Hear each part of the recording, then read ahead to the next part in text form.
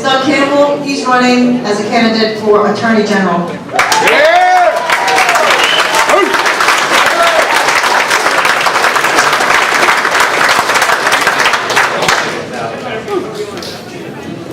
It's good to be back down here in Sussex County. The last time I was down here, I was running for Congress, and there's plenty of people running for Congress, so I took a step back and looked at the rest of the races that were going on in the state, and I saw Joe Biden's running unopposed. Well, we certainly cannot have that.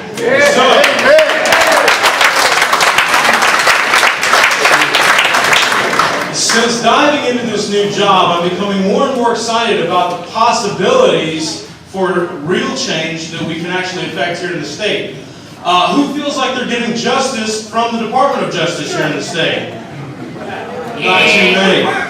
Why wasn't this guy given prison time for all this embezzlement? Why is the Brady case one disaster after another? Why do we have Wilmington banks completely run out of control? The SEC, the CFTC won't do anything. I think here at the state level, we must do something. Now, last night I was at a forum where there was a plant, I'm not sure exactly where she came from, but she basically cornered me and said, well, isn't this going to cost us a lot of money when we start filing lawsuits against the federal government, against the health care bill, or maybe trying to enforce immigration here at the state level? Well, isn't this going to cost us a lot of money?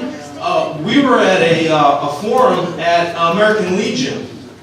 And so we can send our troops overseas to fight for our freedoms, but the taxpayers aren't willing to put up a little money to file some lawsuits against the federal government, who are more challenging our rights in the state than anybody else. Ladies and gentlemen, we have a lot of problems here in the state, and I have my work cut out for me. Just because whoever wins November 2nd, I'm not going away, whether I win or not. And I hope neither are you, because we have to hold these people's feet to the fire. Like I said, one of the first things that I will do is have Delaware join the other 20 states that have filed lawsuit in federal court against health.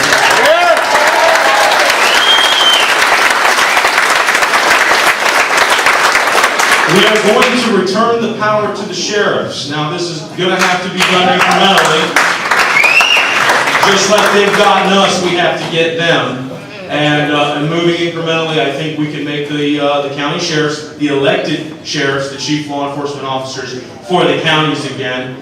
One word about our auditor, Tom Wagner. That is one incumbent I think we really need to keep, because his 100% conviction rate is key to my office's ability to be able to prosecute these guys. Now, he's told me a couple of times that he's brought some audited cases to the Attorney General's office that the Attorney General decided, no, we're not going to prosecute that.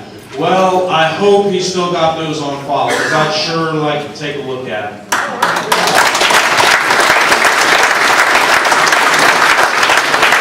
I am not a lawyer. I'm an Eagle Scout and Marine, a small business owner, and a man of common sense. When I see problems, I try to get out there and fix them. I try to get hands-on information. I don't typically like going to the executive for the information. I like to go to the man on the floor to get the real information. And part of the citizen's job is to make sure that you keep my office informed about what's going on. There's a lot of different things, between county, municipal level, state level, the federal government coming in, more intrusions from the UN. They're hitting us at every angle. And so we all have to be looking around and very aware of what's going on.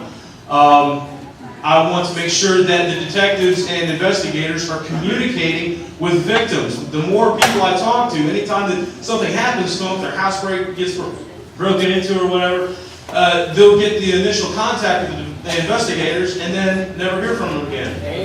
What's going on? Did you catch the guy? Do you need any more information? I think that there's just a lack of will among certain offices that aren't really looking for more criminals or trying to catch these criminals. I think there's too much gathering of revenue for the municipalities in the states. My Department of Justice will seek justice and not revenue. You know, we're being squeezed on our language right now. The last thing we need is more fines and more reasons for them to squeeze us with, fines and whatnot. I'm a big advocate for the open carry. We have these MS-13 gangs. The best defense against any of these thugs is for a well-armed, well-informed citizenry. And that is your responsibility. I understand that the Attorney General is sitting on a bunch of concealed weapons permits. He has to sign those. One guy told me he's been waiting 3 months. Well, one of the first things I love to do is just sign those things away. As long as they've gone through the proper paperwork and make sure that they haven't used a gun in the commission of a crime. Now see, the problem with the federal government is, and sometimes even at the state, they're making everything a felony. They may be, your dog poops in the park and you didn't pick it up. That's a felony. The young woman in here talking about justice for all. These kids are being labeled as felons at this young age, and it's ridiculous because it follows you. I am a felon. I did spend time behind bars, and I know what it is to try to get out of that rut. It is very difficult, but through, self-perseverance and just keeping your nose to the grindstone and being focused on what you want to do in your life, you can get out of that. But the system is set up to stop you every step of the way.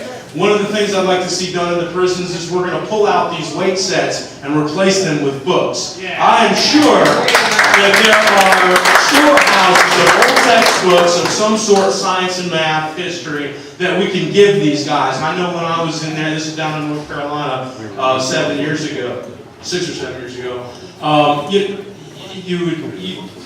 you have to fight for a book. It's not a good situation, and that's why we see our recidivism rate so high. It's because when they go in there, they maintain the thug mentality. They get around more people that just influence and make things worse. And when they get out, there's no jobs. The best deterrent to crime is a good job you have to go to the next morning. We need to change the atmosphere, and that's part of the legislature's mission too, is to create the atmosphere that we can supply these jobs. When people lose everything and they've got nothing left to lose, some lose it.